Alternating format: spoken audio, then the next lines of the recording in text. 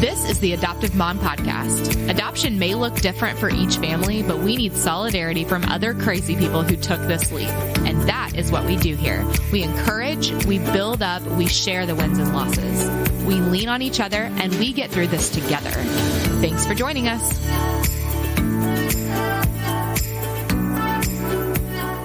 Hello, and welcome to another episode of the Adoptive Mom Podcast. This is Season 5, Episode 67, with me, your host, Alex Fitton. You can find me on Facebook at Alex Fitton and on Instagram at The Adoptive Mom. You can also find the podcast on Facebook at The Adoptive Mom Podcast. If you are hearing a little tickle in my throat, there's a reason for that. In the words of Martin Short from Father of the Bride 2, look who's back from the dead. I was hardcore sick last week. Think like Cameron Fry levels of dramatics. I had been thinking that hadn't been sick in a while, and we all know how jinxes work, so I totally did this to myself, but I'm back, and the tickle is still there. It's gonna be there for a while. Sorry, guys. But what a way to come back. You guys, today we are getting to chat with an Olympic gold medalist, beating what many said were impossible odds in one of the biggest upsets in Olympic history. Laura, starting in 8th place and with a broken foot, came from the behind to win the 2000 Olympic platform gold medal. Laura has also won the 2004 World Cup and the 2005 World Championships, becoming the first woman in history to win all 3 coveted world titles in platform diving. Along the way, she has won 19 U.S. national titles. She's been voted by the American public the 2000 U.S. Olympic Spirit Award winner and was nominated for an ESPY award. Laura has also been inducted into 5 different Hall of Fames, including the International Swimming Hall of Fame. She attended the 2004 and 2016 Olympic Games as a reporter and analyst. And in 2017, following a 9-year retirement, she returned to competition. She is currently training full-time with her eyes set firmly on the 4th Olympic Games, her 4th Olympic Games in Tokyo 2020. So 2019 has brought a few new endeavors to the forefront for her. Laura is hosting the Hope Sports podcast, where she speaks with elite and professional athletes each week about purpose beyond performance. Also, she's created an online course specifically for competitive athletes called The Confident Competitor to help eliminate performance anxiety and help athletes approach competitions with confidence. She is also the wife to Eric Holzman, and she is the mommy to 4 amazing children by birth and adoption. If that's not an intro, I don't know what it is.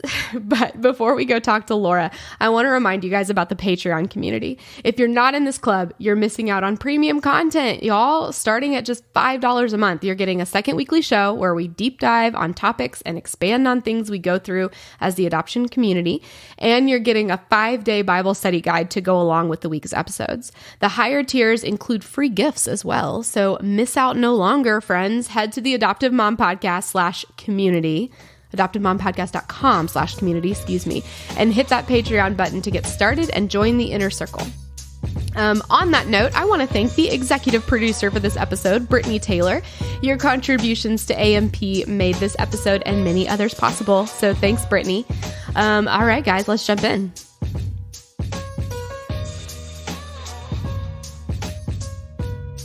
Welcome to the Adoptive Mom Podcast, and I'm super excited about my guest.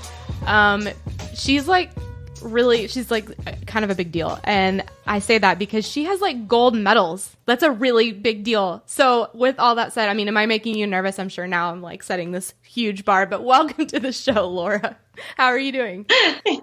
I'm good. Thanks for having me on. Absolutely. I mean, okay, here's the deal. And I say all that because that is something that so few people can relate with. You're like, there are so many people that you're like, yeah, I've done that before. Like, I can relate this story to that. But like, no one else is like, yes, I also have gold medals. And don't forget the Wheaties box. There is a Wheaties box too. That's true. Oh my goodness. That's awesome. So yeah, with all that said, why don't you just take a second and tell us about yourself, who you are, and introduce us to your family. My name is Laura Wilkinson. I'm probably best known for being an Olympic gold medalist in platform diving. Been to 3 Olympic Games, been inducted into a bunch of Hall of Fames, had a blast. Now I'm a mom of 4, and I'm actually back in training for the Tokyo 2020 Olympic Games. Okay, no, I didn't know that. That's amazing. Surprise! That's so cool. Oh my gosh. Okay, so you have 4 kids. How many of them are bio and how many are adopted?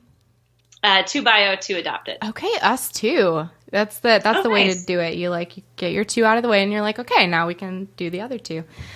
That's awesome. So what was your first Olympic game? 2000. 2000. Okay. That's so I'm guessing, all your children adoptions happened after that, right? So what made you want to adopt and where did that fit in with your Olympic training and everything? So yeah, just tell us your adoption story and how that fit in with your professional story. Well, so my 3rd Olympic Games was in 2008, and I retired. I was 30, and I was already like twice the age of most of my competitors, so I was considered like the old lady. But I didn't retire because I felt older. I didn't want to do it. I retired because I wanted to be a mom, and I was just ready at 30 years old. I'd been married for 6 or 7 years at that point. I was just ready to move on with that part of my life, and I thought, okay, I'm fit, I'm healthy. This is going to be easy, and we couldn't get pregnant, and so that was kind of a struggle in the beginning. But my brother was actually adopted. So for me, adoption was like not a big deal. Like that was a totally normal thing. I can't imagine my life without my brother. And so I thought, well, if I can't get pregnant, that stinks. I'd like to be pregnant. That'd be really cool. But I want to adopt. I don't care how I get my babies. I just want babies. And IVF didn't appeal to me because, like I said, I just had the history of adoption. And I had several friends who were successful with IVF. But to me, I was like, well, if I'm going to spend the money, I want to go ahead and know that I'm going to have a kid. It was more this very selfish, I want to ensure I'm going to be a mom. And yeah. So that's kind of the route I wanted to take. But my husband was like, whoa, I'm not cool with adoption. I don't know anything about adoption. That's so foreign to me. Let's have our quote own kids first, and then maybe we'll talk about it.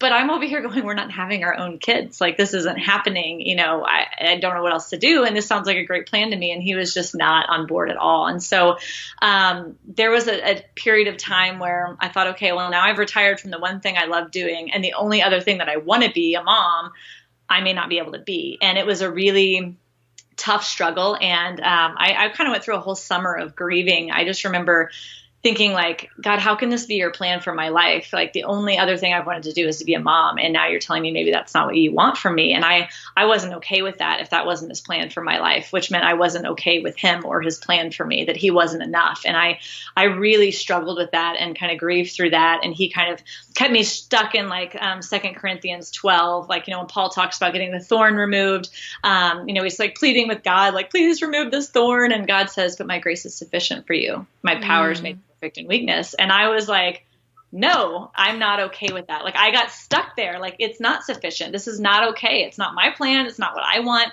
And if you don't want me to be a mom, I don't want your plan. And I really struggle with that. And I realized that, okay, I have an issue because he has to be enough for me and he's not right now. Mm-hmm. And so it was awesome and hard all at the same time, but stuck in this dark place of grieving and walking through that and saying, God, I want you to be enough for me if this is your plan. You have to be enough, and kind of working my way through that. And the beautiful thing is I'm getting to a place where I'm trusting him with whatever the plan is, and he's becoming enough for me. I'm relearning what he's done and that he is enough no matter if I get what I want or not. He is already enough. My husband has this total heart change because of a very random thing that happened at church. He'd been praying for God to kind of hit him over the head with a sign because he just was not okay with adoption. And we walked into church one day, and our choir director out of nowhere stands up and starts telling his adoption story and how he was adopted as an infant and all this stuff. And it was the best thing ever. And my husband walks out. He's white as a ghost. I have no idea what's been going on in his brain. I'm like, are you going to be sick? Are you okay? And he just goes, I think we need to adopt. And it was just this awesome thing. So we had all the hard conversations. What if our kids don't look like us? What does this look like? How do we do it? And for I think it was our 7th wedding anniversary or 8th wedding anniversary, we signed our adoption papers to get a little baby from China. And that was kind of the beginning of our journey. And so it was kind of crazy, but awesome. Wow, that's great. So yeah, you guys just barely made that cutoff because China, you have to be 30, right? You have to be married for a certain amount of time. And so you guys just barely made those, those qualifications. So how long did it take from signing the papers to, she was in your arms? It's a she, right? Yes. Okay. Yeah. Well, about 3 years into it. And that was the thing too, is I was like, yes, okay, there's a light at the end of the tunnel. I'm going to be a mom in 3 years or whatever it was. But as we were like waiting, that 3 years was going to 4 years and 5 years, and like it was getting longer and longer. And so the next year, we randomly actually got pregnant, a surprise pregnancy with my oldest, and we had her. And when she was almost a year old, we thought, well, if these are the only two kids we're going to have, and this adoption is looking like it's now going to take 6+ years, let's just go special needs. Let's see if we can do that and see if we can bring her home faster, because we wanted them to be close together. And that was a really scary thing, because you're like, well, if God gives me a kid with a special need, like he's going to equip me to handle it, right? But if I'm picking it, what if I pick wrong? I was so scared to like choose wrong or not listen well or something. But we had this great pediatrician who was also an adoptive mom, and she kind of helped us walk through what all the special needs were, what we could probably handle and what we couldn't. And that was really helpful, but still terrifying.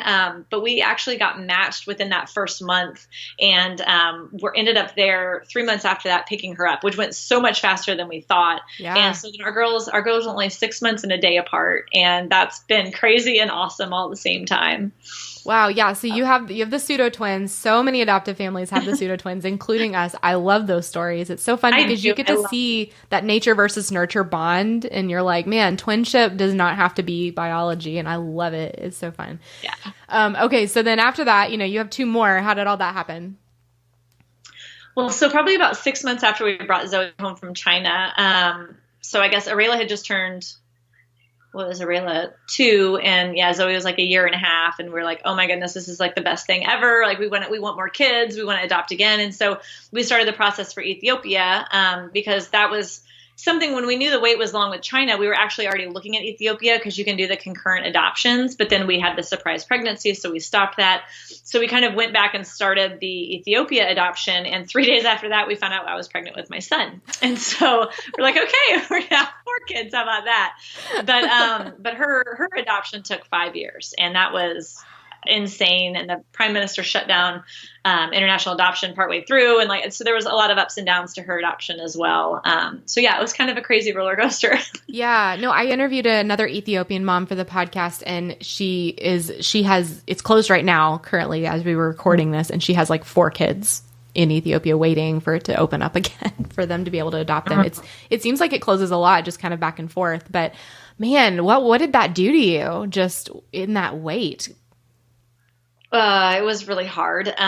I mean, having another kid, I ended up with 3 kids under 3. So that was a nice distraction. It kind of kept me busy. But I mean, the cool thing is we have been talking about her since they were so little. They don't remember us ever not talking about her, So she's always, I remember Zoe at like 2 and 3 years old would draw boats with a little stick figure and tell me that that's Dakaya and we're bringing her home, or she's coming home to us across the ocean. And, the kids have always had this concept and understood that she's there, which has been kind of cool. But after we were matched with her, it was about probably 9 months after we were matched with her, we had her picture, we knew who she was and where she was. That's when the prime minister closed all the adoptions. And so that was like a really scary time. And a bunch of the parents, we kind of had everybody that we knew calling on the Senate and Congress. And they had a very strongly worded letter to the prime minister. And he then reopened it to those of us who were matched, that we could at least complete our adoptions, but that they would not open it back up for new families or for families who were just waiting to get matched. And so we had just made the court cutoff, getting our file numbers and all that in time. Because I think you could be technically matched, but if you didn't get your court numbers, you may not have been able to go through. So it was kind of crazy and scary. But with all that, our agency got shut down. We had to come up with money to switch agencies. Our orphanage director was a big problem. We ended up getting blackmailed. Then our case got stuck. We had to go over there to try to get our case unstuck. Then we met our daughter. We got to spend 5 days with her. Then we had to come home without her. And that was devastating. Yeah. I think I was clinically depressed for a little while there. But then 8 weeks later, we went over again without a court date. But we got our court date as we were getting on the plane from Germany to Ethiopia. We knew we were going to have a court date the next day. And it was kind of this, again, kind of crazy time. But we had to get her because we were also moving. And if we moved, we were going to have to redo all our home study, which would prolong it another several months. And so we were like, no, we're going and we're getting her. And we were able to bring her home. And we moved 3 days later on Easter Sunday. It was just, it has been a wild ride. I'm not kidding. I'm just sugarcoating it here too. I'm giving you the easy version. Well, I can only imagine. I know international adoption is just such a roller coaster of feelings and emotions and moods, and just I can't, and faith struggles. Like I've talked to so many moms who that's been the biggest struggle in their walk with God is just these hurdles that you jump through adoption. So one more time, can you roll through your ages right now? So my oldest is 8. My bio is 8. And then Zoe from China is 7.5 or 7.75. Excuse me. She corrected me today. Zadok, another bio, is 5.5. And then Dakaya will be 4 next month. She's my Ethiopian baby. Good grief. They're all so close together. I bet that's like really hard, but really fun. Yes. Well said. All of the above. I know that, we have 3 within 16 months of each other, and it's that. It's like chaos. It's fun. I love that they're friends, but also I'm like, you're going to kill me someday with stress. Yeah. Yes, exactly. Yeah. So I wanted to ask, okay, so it's very interesting hearing you talk about such an interesting hurdle that you didn't think you'd be able to have kids, and then you got pregnant during your adoption, and with your husband having been so hesitant at first, and then he had such a big turnaround. That must have been such a big, like, just knock you over the head turnaround for him to be like, okay, you're pregnant, but we're still going to do this adoption thing that I didn't even want to do in the first place. Talk to me about that, because that seems really cool. Well, I think because once we decided we were going to do it, we had all the hard talks, like I said, like we talked about, what if our kids don't look like us? What if they come from another place? Like, what if we don't know anything about their medical history or their background? Like, what does that look like for us? And can we handle all of these things? And, so we talked about all that. And once we signed the papers and started moving forward, like we knew from China that it would likely be a girl, because we were initially at least going for a healthy child. And so we went ahead and named her because we wanted a name that we could pray for. And so we named her Zoe, which is basically from the Greek Zoe, like, which means life, like a eternal life with Christ. And that was, we prayed for her, and we just continued to pray for her, and we felt like we knew her, and we would talk about her. And when you can call your kid by name, it just becomes very real, and you understand that this is like a person, and so I think it just felt so real to us. When we got pregnant with our oldest, it was just like, oh my gosh, we're gonna have 2 kids now. Like, it wasn't even, this like, oh, well, now we don't have to adopt. It was like, wow, we get 2. Like, it was just this great surprise, you know what I mean? If that makes sense. And he was totally in the same place. And I think it was because we had named her, we were talking about her, we were planning for her, we were prepping rooms, we were doing all the things that any expectant parent would do. I love that. No, and that's so great, because I think that, like I said, there are so many people that would be like, oh, well, we don't need to do that anymore. And I love that's not your story, that you're saying, no, this is important too. Like, both are the same, just different, which is what this podcast is all about. And I love that. Okay. So tell me, what is your favorite and least favorite thing of having them all so close together now that everyone's home? Just like craziest and best. So least favorite would probably just be that I've got 4 people going, mommy, mommy, mommy, mommy, mommy, like all at the same time, trying to tell, like, this is us in the grocery store. We literally, it's like 2:00 in the afternoon, and we just ate lunch because we spent like an hour and a half in the grocery store, because they were all trying to talk to me and tell me what they wanted at the same time. And mommy was going crazy. So, yes.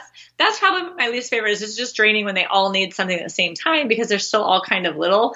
But the best part is that they are so tight that they are just buddies. They're all friends. They kind of partner off, but then they like switch partners, you know what I mean? And so it's really cool to see the different dynamics of when they kind of separate, and like these 2 will go play Legos, and these 2 are playing with puppies, and then they switch, and these 2 are outside swinging, and these 2 are riding bikes. And so I love that. I love seeing the dynamic and how they act different with each other, and how they really they care about each other, and they're really protective of each other. All the time, my son, who's number 3 in the order, he's always like, wait, where's Zoe? Where's Arela? Where's, he's always concerned. Like, he's like the sheepdog, he's always trying to make sure they're all shepherded in the same place, and it's just really cool to watch. That's adorable.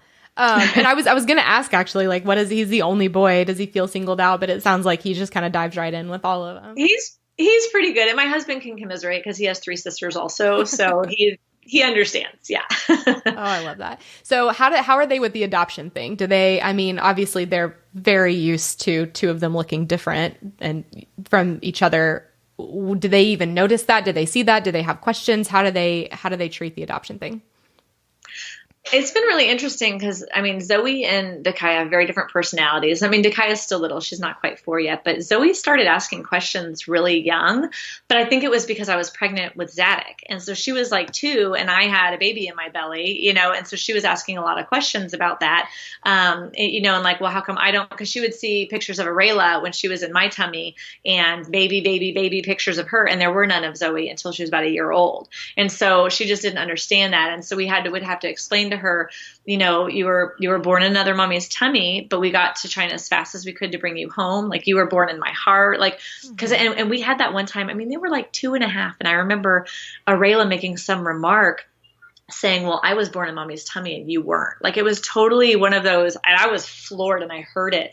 And I said, Zoe, come here. Because she didn't look hurt. She just looked very confused. And I said, baby, you were born in my heart, not my tummy, and she was just like, walked right over to Arayla and told her that. And Arayla was like, oh, okay.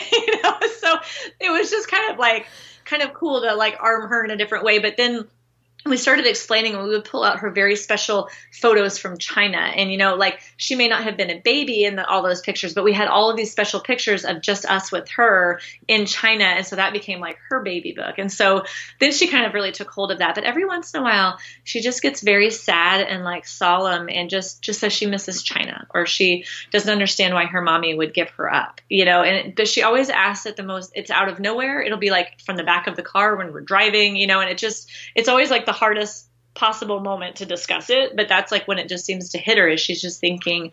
And so that's, kind of been tough to handle, because I just, it's all new to me too. And I'm just trying to walk her through it. But Dakaya, on the other hand, is just like carefree and doesn't seem to know, what's going on. But I'm not actively pregnant right now, so it's not anything she's really thinking about either, Right. Oh my goodness. I can't. I mean, you're training for the Olympics. If you were actively pregnant right now, oh my gosh. It'd be hard to get into a tuck position. Grab your knees. You would definitely win for like most interesting, right? That's the superlative Olympics. Okay, so speaking of the Olympics, what do your kids think about your job? I don't really think they think too much about it. I mean, they've seen me dive. They've seen videos. They see all the awards. I don't think they think too much of it, but every once in a while, the girls will ask me if I'm famous. And I said, why do you think I'm famous? Everybody knows who you are. And it's not everybody knows who I am. It's like their teacher might have heard of me or something, or so they think everybody in the world knows who I am. So it's kind of funny. But I'm like, no, we're just divers. We really don't get famous, guys. Sorry. I mean, to them, you're just mom, but like, yeah. You're like, other people think I'm really cool, and you just think I'm the person that wipes your butt. Well, that's because that's who I am. It's true. Okay, so do they go to training with you? Sometimes. Well, and this week my husband's been out of town. He coaches swimming, and so he's been at a swim meet. I've had to drag them to all my weights and my physical therapy and my dry land workouts and stuff. So yeah, they get dragged every once in a while. So, do any of them want to follow in your footsteps? Well, my oldest has been diving for almost 2 years, and she seems to love it, but she also wants to try some other things. So, we'll see. But she does love that we do it together, and we've done a few things together, like synchronized at the same time, which has been just really special for mommy. But yeah, we'll see. I mean, sometimes she asks like how I do it and how I do these things, but she's not as impressed by me doing these really hard, big dives as she is if I do what she's doing, like a front jump straight with really good form. She thinks that is really impressive. It's just on her level. It's what she understands, That's really cool. So, and that, meshing those two things is what I'm really excited to talk to you about, because you have kind of a platform, and I know that you do courses and that you have other stuff that you're mainly talking about, the competition or the sports side of things, but it obviously gives you a platform to talk about adoption. So how do you mesh those two things? How do those go together in your head? Well, I mean, I don't know. It's who I am. It's my life. You know what I mean? So they're all the things that I love and I'm passionate about. I mean, I definitely on social media, I talk about all of the things. But I think there's good analogies. Like I love when I go and I speak to groups, I love using sports as an analogy. Like I talk about the first time I ever jumped off the 10 meter and how terrifying that is. And it's like taking a leap of faith in your life. You want to do these things, but it's scary. But on the 10 meter, you can't dip your toe into the water to see if it feels nice. Like you have to jump in with both feet. You have to really commit to it. And that's like a great analogy for life and how we need to commit to doing things, not just quote, trying to do them. You actually have to jump in and do it. But now I found myself actually the other day in my course, Confident Competitor, I was talking to these athletes and I was making a comparison from parenting and how there was a struggle in this certain parenting arena and how that played over in sports as well. And so it's kind of cool that it all really does work together. I mean, that's how we learn best, right? Through analogies and through stories. And so it does all kind of go together in a weird way. Yeah. And I love that. And I love that, you use especially your Instagram. That's where I follow you most heavily, but that's, you're talking about both so much together. And I love that since you do have a bit more of a platform than most people, being able to showcase like, this is my life, this is adoption, this is normal, this is awesome. And have you had a lot of people reach out to you asking about adoption because of your platform? I've definitely had a few reach out and ask some questions. And a lot of people are just say, I have, so-and-so's have been adopted in my life. And so I think that's really cool. I can relate to that. And so it's mostly really positive stuff. Yeah. That I hear back from. That's awesome. And that's one of my favorite things too, when people ask me and when people choose to adopt because of, my story or someone else's story that, around me. I just love that. I love how we can influence each other in that way and showcase that this is, this isn't adoption back in, I don't know, the 70s where you did it and you didn't talk about it. And it was just kind of like, right. I love that we're normalizing things like that now. What were you saying? I said, I agree. Totally agree. That's awesome. That's really cool. So will your kids go to Tokyo? Well, if I go to Tokyo, they better be in Tokyo. My mom's so funny because she's like, do I have to travel to watch you anymore? She goes, I'm just going to stay home and watch the kids. I said, no, if I'm going to Tokyo, the kids are going with me. So if you want to watch the kids, you have to go. So, the plan would be that everybody would go. I can't imagine not having them there. Like that wouldn't be life for me. You know what I mean? I can't imagine that. Yeah. Do a lot of Olympians bring their kids? I don't think a lot of Olympians have kids. It's starting to become a little more, but your family goes, you know what I mean? Your family is the main people that you want there cheering you on. So I would hope most of the kids would be there. Absolutely. So I feel like I'm like rapid fire questioning. I just have so many questions, Laura. That's okay. I have answers. Yeah, absolutely. So is the reason you decided on international adoption, is that because of your traveling through the Olympics? Yeah, a little bit. We kind of were looking at a lot of different things. My brother was a domestic adoption, but it was back in the 70s, and it was a little bit different of a situation. But we'd had a lot of friends do foster care. We've kind of seen a lot of different things. And my coach had adopted from China. My college coach had adopted from China, and so I remember he had just brought her home like my freshman year, and I think it was just really kind of something that stuck with me. And I'd been to China so many times. And honestly, I did not like China the first couple times I went.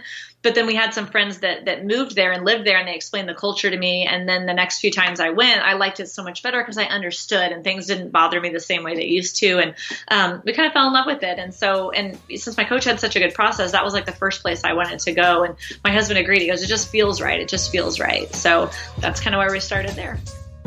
This episode of the Adoptive Mom Podcast is brought to you by Smiles Are Wild, a branch of Pediatric Dental Associates in Orthodontics. Smiles Are Wild is a podcast and a blog dedicated to partnering with parents on not just dental hygiene, but also on keeping our kids from hard places healthy in every aspect of life.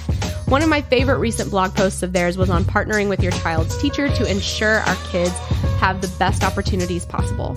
Amy Morgan talks about all kinds of ways to make appointments, travel, school breaks, and everything else more survivable for parents of kids from hard places. You guys, that's us. Check them out at smilesarewild.com/blog and hear the Smiles Are Wild podcast wherever you like to listen. The Adoptive Mom Podcast is brought to you by Alpha Lit Letters. I'm guessing you need a little something extra to take your event to the next level, and look no further because Alpha Lit has you covered.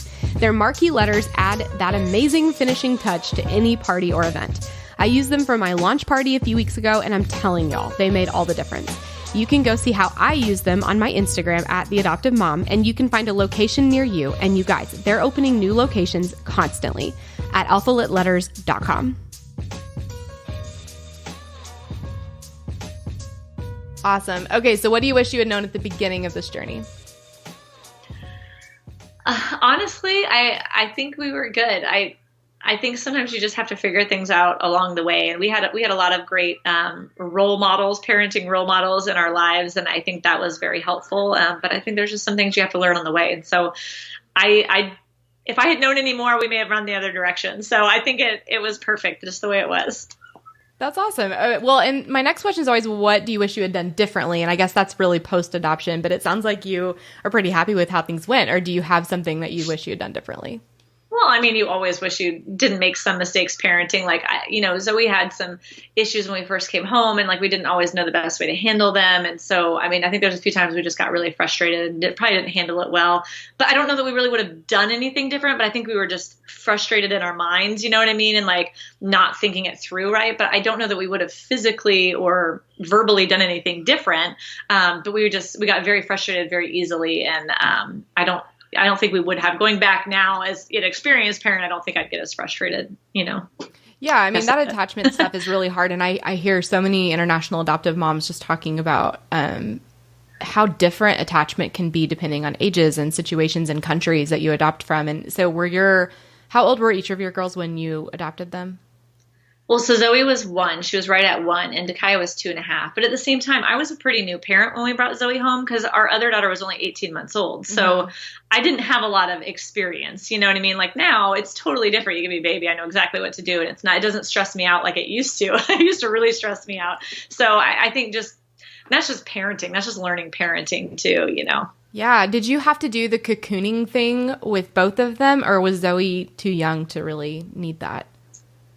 Well, I mean, we didn't have any attachment issues, so it wasn't too big of a deal. Zoe was so little, and she was very much attached to mommy. Like I was the one she always wanted to be with, but she was pretty comfortable around people, and she wasn't having a problem like holding everyone's hand and doing that. Like she was always coming back to me, so we weren't too concerned about it. I mean, when you're in China, like everybody comes up to you. Everybody wants to touch your baby, talk to your baby, yell at you for not clothing your baby correctly. So it's not like she wasn't around people all the time. You know what I mean? So definitely at home, it was just us, but it was kind of fine taking her out. And if she ever got, too exhausted, we would just move in. But with Dakaya, we brought her home and it was a little bit different. She wouldn't go to anyone else for about 2 months.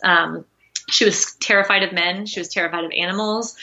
She didn't want her feet to touch the ground for a long time because we have a very tiny 15-year-old Shih Tzu who lays there. And so she didn't want anything to do with him. So it was a little tough the first 2 months, but I would just hold her. I would put her in the little carrier and just walk her around. And I did that a lot with Zoe too. And that was really, I think the best thing we could do is just put them on you.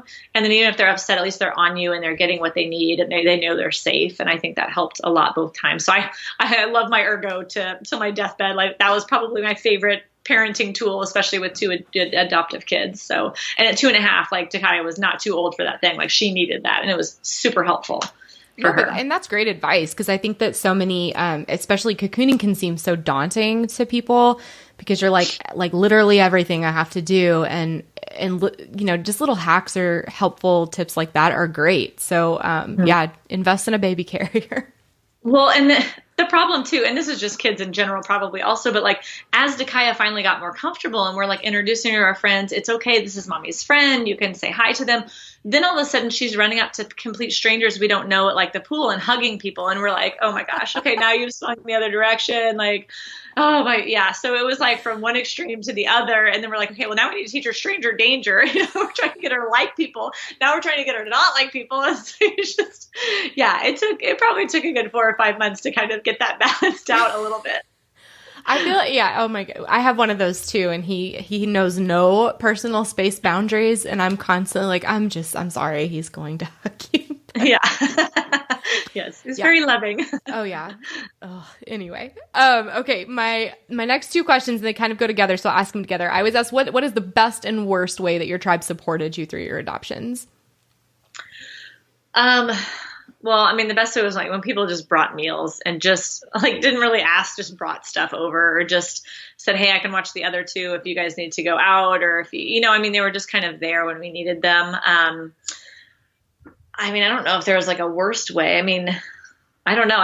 When we brought Dakaya home too, I have to tell you this, our house church, because we moved on Easter Sunday, 2.5 days after we had brought her home, we didn't even like pack our house. Like our house church, like our small group community pretty much helped us pack our house and move all our stuff like on Easter Sunday. Like they just bailed with their family plans and helped us. Like it was absolutely amazing. And I will never forget that. When we first brought Zoe home, it was a different group. I mean, some of the people were still the same, but it was a different group. This was quite a few years ago. But we came home and they had all these gifts for the girls because we were like, I don't know if they can be around. Like, we might just need to be family. So they just brought all this stuff over to the house, all these gifts, and they stocked our refrigerator full of food. And like, I mean, so it was just, yeah, we've been pretty spoiled with amazing community, I think. So I don't think there was a bad thing that anybody did, you know. We were very fortunate to have a great church and small group community. I love that. And I always ask what is the worst way, because I feel like there's a lot of things, you know, questions people ask or assumptions that people make that can hurt adoptive families, even if people do it out of love or out of trying to help. And so, yeah, I always ask that because I definitely want to give awareness to our support systems of what really helps and what doesn't help so much. Okay, so if you could sum it all up into one piece of advice or encouragement for adoptive moms, what would you say? Just take a deep breath and let it out, and just keep going. I mean, there's definitely going to be hard days and hard seasons, but it will end. Like, it will definitely end, because sometimes you're in that season and it's so hard for so long. You think this is my life now and it's never, ever going to change, but it will. It really is just a season. Like, just keep praying your way through it. Keep like walking through scripture and let God direct you to that scripture. Even if you get stuck in it for like 3 months, that might be where you need to be. Like, definitely if it's a time of lamenting, like, go to Psalms and just dig into Psalms. Like, that is, to me, that really helped us a lot through our last adoption. It was just like all that, like, God, do you hear me? Like, I'm crying out to you. Do you hear me? And then it like morphs into this, I know you hear me. I know you hear me. Are you going to answer me? You know what I mean? And then it's, you've heard my cry. You're answering me. But no matter what, I can always trust you and your steadfast love and your faithfulness, like, always the glory to you. And I just think that perspective, and it's like, because I don't know, Psalms just understands your heart. You know what I mean? It's so like, the pain and anguish that your heart feels, but then it also continues to reinstill that hope that we have in our maker, you know, and the one who created this entire situation is going to walk us through this, and he's going to be faithful to complete it and to see us to the end. I love that. And that's totally ministering to my heart right now, because with, you know, mine are all 4 and under, and it's hard. It's so hard when you have people that just need you constantly, and you do get in that rut where you're like, this is my life now. Like, this is just what I do. And it's never going to change, even though, you know, I mean, I've lived long enough to live through multiple seasons that did end, and yet I still am like, nope, this one's going to be the one that never ends. Yeah. Being in the middle of the heart is the hardest part. But like, I mean, just think about like how diamonds are made, right? They don't just appear, like they're buried. It's a mineral, like an ugly mineral, probably buried deep underground under intense pressure for a very long period of time. But then it becomes this miraculous diamond, right? And that's like what God is doing with us when we're in these hard seasons. That is like the best time that he can work on us, when we can continue to call on him and to praise him and to have joy. You don't have to be happy, but you can have joy because he is faithful in the middle of the hard. And that's when he really does his best work in you and creates a new you and makes you more like him. And you come out like this diamond in the end. Even though it doesn't feel great, it feels like pressure, it feels hard, you feel ugly, it feels terrible when you're stuck in the bathroom for 50% of your day, wiping 2 kids' bottoms while nursing another one. And you're like, this cannot be sanitary for my life, you know, but then you come out and you realize that God has changed all of you through that process. And it's awesome, you know? So yes, just keep trusting him. He's going to be faithful. Seriously, just like amazing stuff. And I'm super appreciative of you for coming on the show and just giving us your wisdom. And it's always super cool to hear people that are doing awesome, really neat things in multiple areas of their lives and how they mesh all that together. So it was really cool to learn that about you. And where can people find you? Where can people follow your, you know, both of your amazing journeys? No, thank you. I mean, my website's laurawilkinson.com. All my social channels are on there. You can click right on there. They're like on the top right-hand corner. And, you know, I have my course, Confident Competitor. You can get a hold of that on there as well. So kind of laurawilkinson.com is the hub. Love it. Well, thank you so much. Thank you so much for listening to the Adoptive Mom Podcast. I hope you found encouragement here. I need you to know that you are enough and you're doing a great job. We are all in this together, and I am over here cheering you on. Don't forget to check out show notes for this episode and other resources at theadoptivemompodcast.com. Thanks for joining us.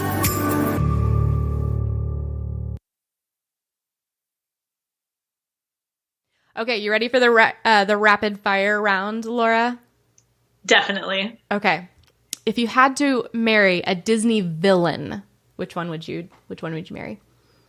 A Disney villain? Yeah. That's hard. I can't even think of one. I'm only thinking of the good guys. This is hard. That's a really hard question. I'll give you mine. Oh, I don't know. I feel like it would be Kylo Ren. Jafar. Jafar. Oh, you'd want to marry Jafar? I mean, if I had to choose. It's like between Jafar and Ursula, definitely Jafar. There you go. Or well, Star Wars Star. is technically Disney around there, so, and maybe I'll go with Kylo Ren. That's fair. That's fair. I got to meet him in real life one time, so, I feel like Seriously? there's a connection. Yeah. Okay, this is so off topic. He looks like he doesn't smell great. Does he smell okay? Adam Driver? He smelled fine. Okay. He smelled fine. He is really tall, like really tall. Like I think like almost 7 feet tall. Wow. Yeah, our picture, I'm little. He's giant. Yes. Like he looks awesome, but he just looks a little greasy. Like maybe he just needs a shower a lot of the time. So yeah, no, he smelled just fine. okay, So. the questions the listeners want to know. Of course. Okay, for your Harry Potter house, where do you think the Sorting Hat would put you, and where would you want it to put you? Well, being that we have a sorting hat in our house and my daughter sorted us all on her birthday, I got sorted into Gryffindor along with the rest of the family because that's where we all belong. So it was very accurate. Okay, so that's where you would want and where it would put you? Of course. Yes. Okay. Although Hey. my son wants to be Slytherin, but I'm not really sure that kind of scares me a little bit. Just saying. My husband's a Slytherin. Yeah. I can make a mean magic wand, though. I got to tell you that, too. I can make a mean magic wand. That should be your next course. Oh, yeah. It's easy. It takes about 2 seconds. Do you want me to tell you how to do it? Do you want to make your own magic wand? I need to know. You just get those little like wooden chopsticks. You can buy them on Amazon for like super cheap. And you just put hot glue around it. Like you can design it any way you want. Once it dries, you just paint it. Use metallic colors because they show up really cool. Okay. And you have like the coolest magic wands. Yes. Yeah, next craft project. That's amazing. Yes. Okay. Super easy. Okay, what was out of the 3 Olympics that you went to, what was your favorite opening ceremonies outfit? Oh, opening ceremony's outfit. The Ralph Lauren special, right? Well, I mean, probably 2004 because we were actually wearing like a skirt and short sleeves, where the other 2 we were in like suit jackets and pants, and in Beijing we were sweating through them, and I mean it was like 95 degrees and like 100% humidity, and it was there were like some of the basketball players were down on the ground, like jackets off, they had sweated through their jackets, and it was so miserable. It was just hot. So yeah, I think 2004 we were definitely the most comfortable. That's good. I can't believe they would do that in for the Summer Olympics. I know. But it's Ralph Lauren. You got to look good, right? Oh yeah, for sure. Were you in, I forget which year the berets were. Like every year. Well, no, we wore kind of a goofy hat in Sydney. We wore a beret in 2004 and 2008. They were a little fancier in 2008 because that was Ralph Lauren. But yes. Yeah. Did you get to keep them? Do you have the outfits? Oh yeah, definitely. I wear them all the time. Just kidding. No. It's like your church outfit. No. Yeah, it looks great in a group. It looks a little awkward when you're wearing it by yourself. The jacket, though, like the coat jacket, the suit jacket from Beijing is really nice, though. I would wear that to like a business fancy kind of thing. Yeah. Oh, that's so cool. Okay. Well, that's all of my ridiculous questions. So thank you. I like them. Those were good.